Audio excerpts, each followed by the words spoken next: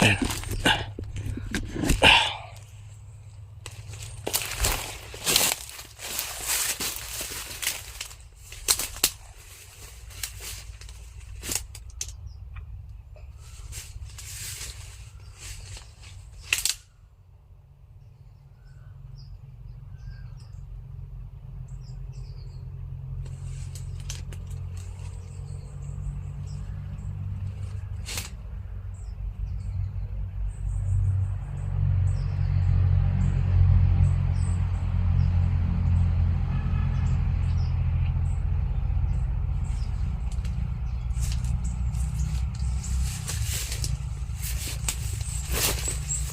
Sino mga kaidol, no?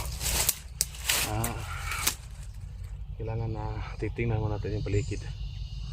Baka hindi natin alam na baka may delikado dito. Kasi itong pumunta tayo sa bayan, doon tayo sa kabila tumaan.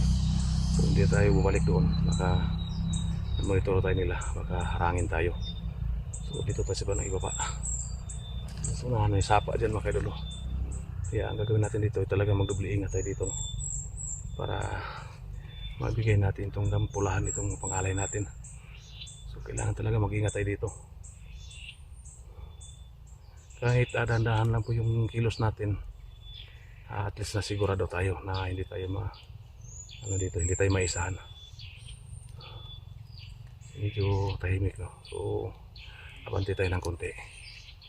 At sa ganon makapunta tayo sa banang ibabaw kasi may kalayuan pa. At chance ako dito mga mahigit isang oras na tayo maglakad. Magkapunta tayo doon sa punong kahoy na kung saan natin iniwan nagpaiwan si Pulahan mga kaidol. So may kalayuan pa. So,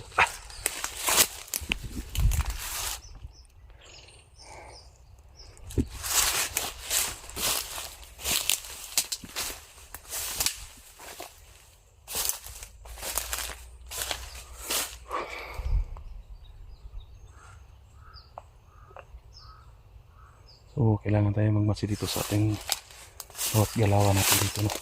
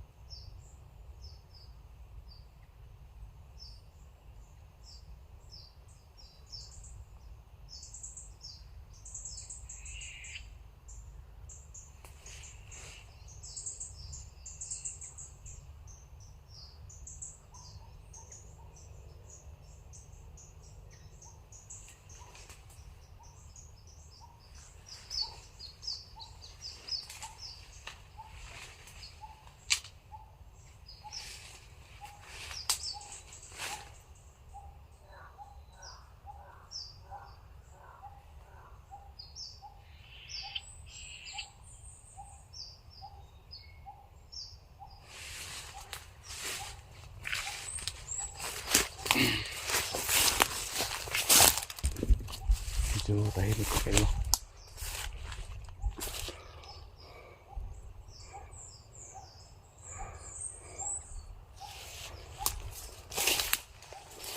Wala pang alas 12.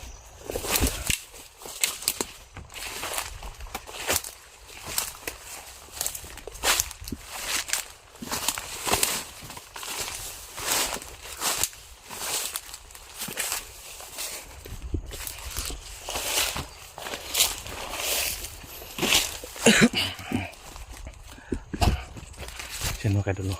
Nakita po tayo. So yan. Sa bandang unahan, yung kahoy na yan nakita natin.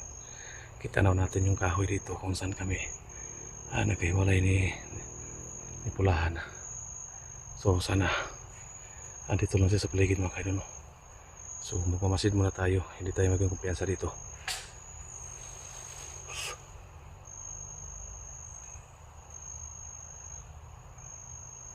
So pupuntahan natin dyan banda. Ayan. So pupuntahan natin dun banda. Kung nakikita niyo yung punong kahoy na yan, dyan banda. Medyo natabunan lang ng punong saging. Pero sa likuran yan, yun na yung location na yan. So pupuntahan muna natin.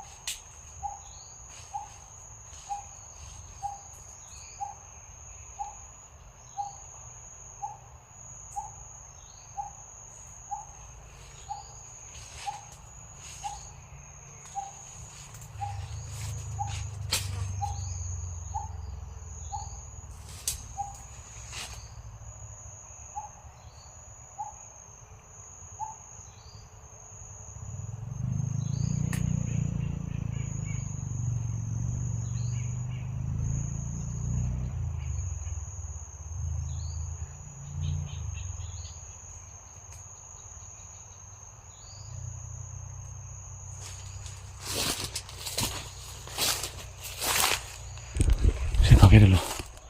Parang tahimik. Kaya abanto tayo ng konti.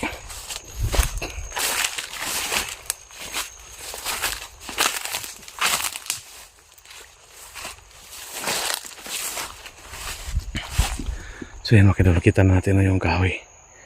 Yan. Yan. Yang puno na yan. Diyan kami last nakausap ni Pulahan mga idolo. So puntahan natin. Ang gandahan, baka nandyan pa siya. So kailangan magmasid muna tayo. Baka sa ganitong oras nag-ritual siya. So pupuntahan natin ng dandahan. Ayan, kung nakikita niyo yung puno na yan. Ayan, ayan. Yung puno na yan, ayan. Yan nasa gitna. So dyan kami nagkausap ni Pulahan mga idol. Yan, may kalayuan pa. So yan sa gitna na puno na malaki. Doon kami last nakita ni Pulahan mga idol. Doon natin sa iniwan.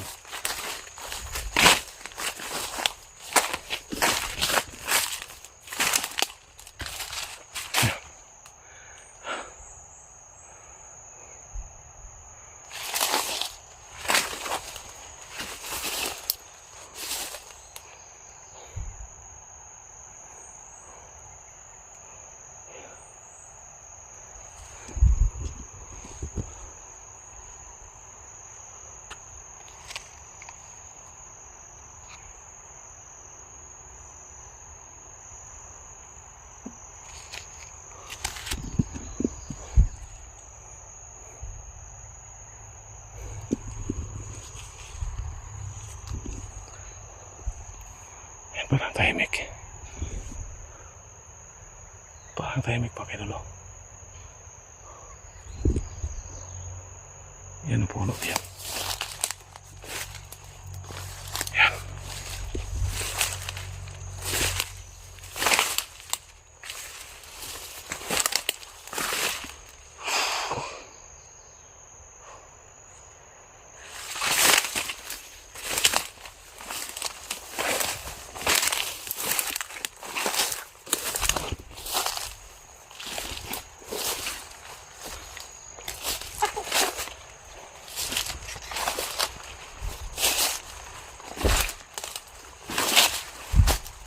So yung puno na yan.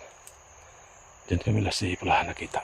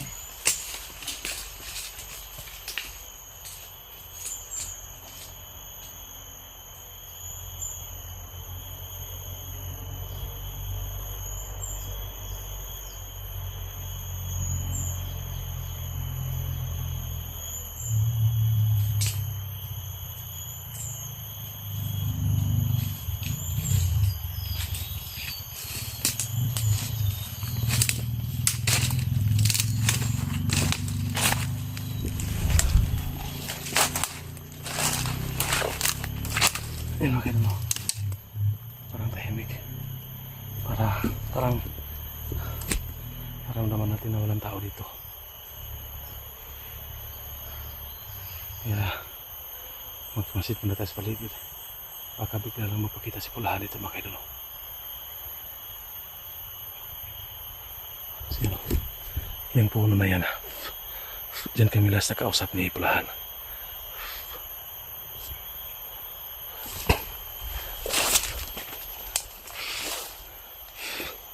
Kaibigan ng Pulahan, andito na po yung sinabi mong alay. Dala ko na. Kaibigan, dito na ako, nakabalik na ko. Pasensya ka na, medyo sana kahapon lang sana ito, pero magpapaliwanag lang po ako kung hindi bakit hindi ako nakakit kahapon. Kaibigan Pulahan,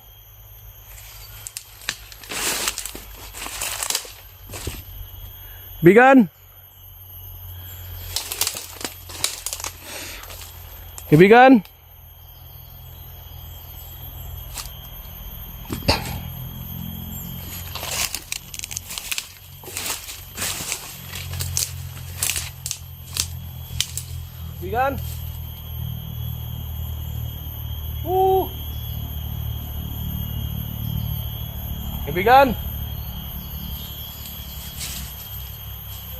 Kaibigan Pulahan,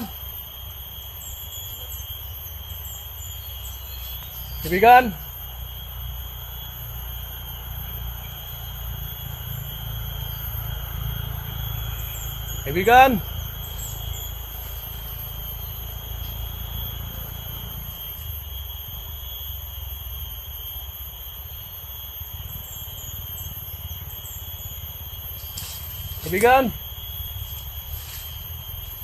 ito na. Ito na yung pangalay ko.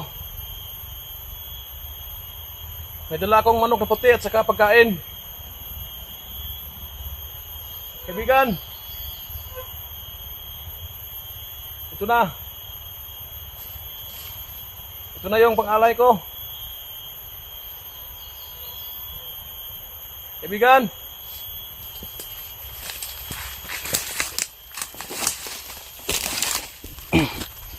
yan mga kadulo.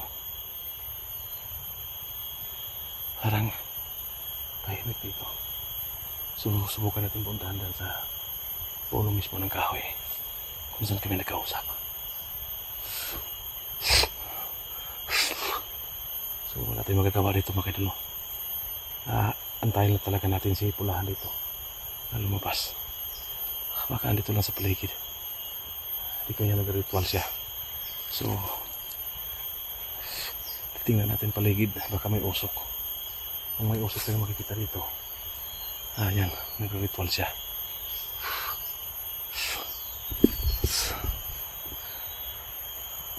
So yan siguro makita, maintindihan naman siguro niya. Kasi tayo po yung magpapaliwanag sa kanya kung bakit nadili po tayo ng pagdating dito. Kasi naghanap po talaga tayo ng pangalay, no? Kaibigan! Pulahan!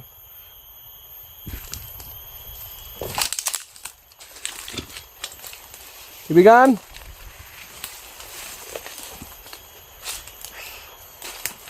Kaibigan!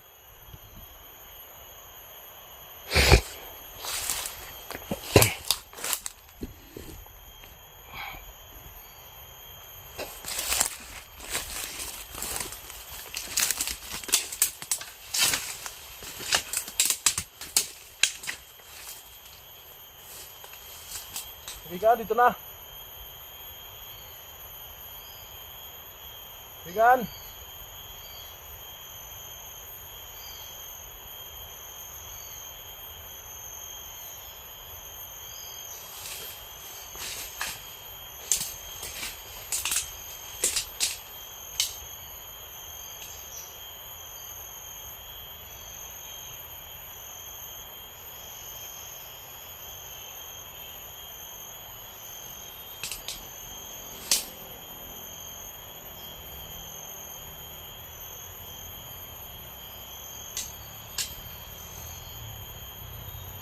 Igan!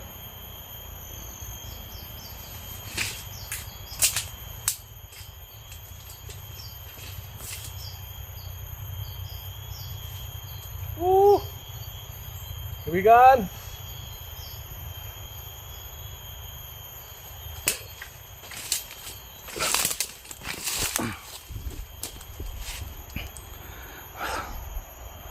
Ulit sa paligid. So, wala rin magawa dito. Tayo maghintay talaga. Kahit abutan tayo ng gabi. Kasi hindi po tayo pwedeng aalis dito. Kasi nandito na po tayo, no? So, titingnan muna natin dyan sa bandang unahan. Baka nagre-ritual siya kasi yung nakita natin siya dito nag-ritual. Ganitong oras yun. Baka yun ang kasanayan, no? Pag ganitong oras nagre-ritual siya. Kaya,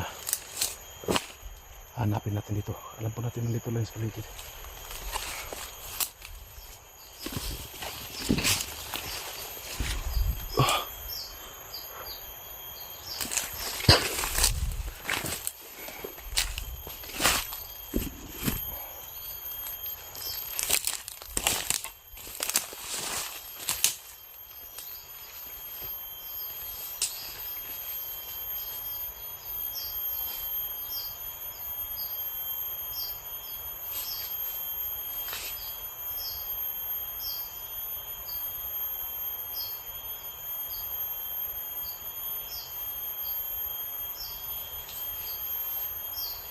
Bigan! Ulahan!